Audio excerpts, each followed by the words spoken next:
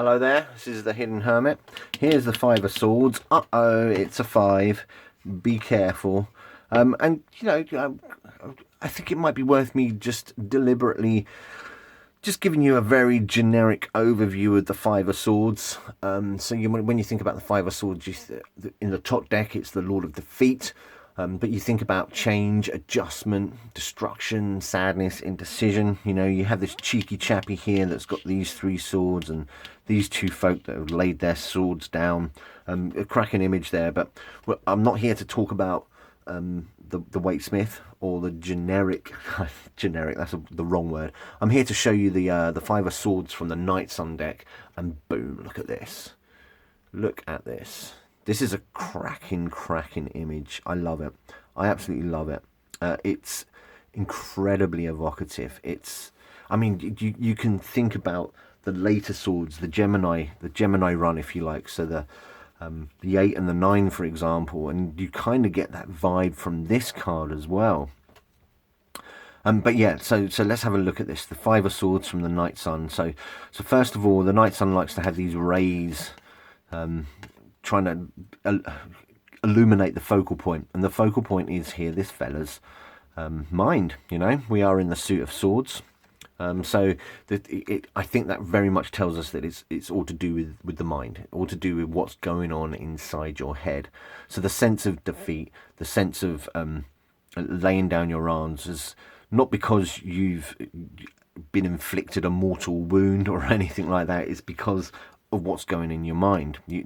I mean, it does bring to mind the 5 of Wands as well, that idea of conflict, these crossed swords and the pattern they're in, you know. Yeah, it is in equilibrium, it can mirror itself, but it is kind of haphazard. They're not all going the same way, for example. They are crossed, if you like. Astrologically, Venus in Aquarius, which again is strange, isn't it?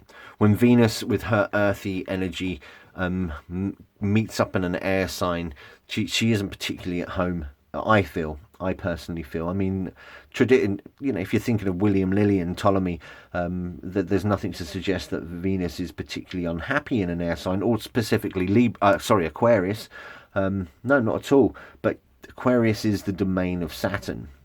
And Venus and Saturn don't particularly get on really well, do they? I mean, Venus is known as the lesser benefic and Saturn the greater malefic, if you're thinking in traditional astrological terms. So Venus is a little bit out of water when she rocks through Aquarius.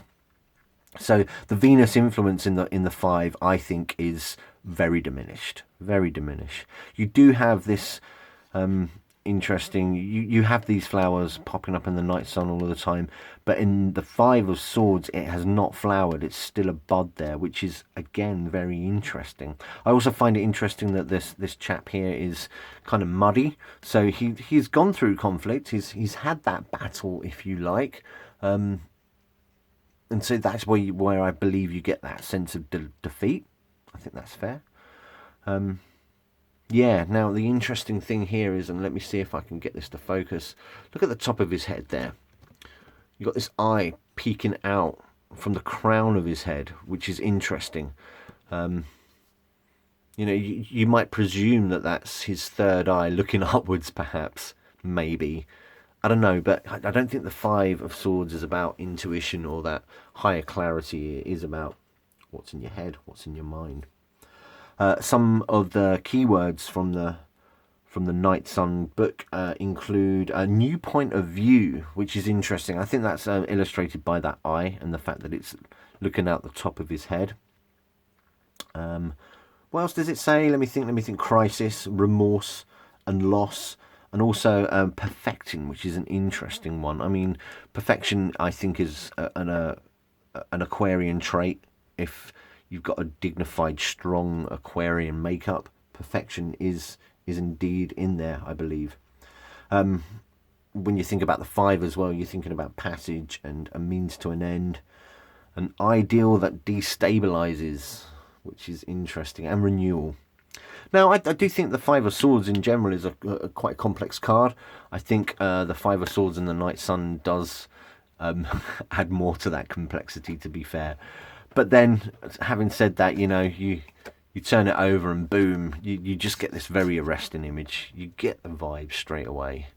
That idea of, uh-oh, things are perhaps not going to plan. But don't worry, buddy. Ooh. Just pull through and you'll be fine. There's a 6 on the way. So anyway, that's the 6 of Swords. Sorry, that is the 5 of Swords from the Night Sun Tarot.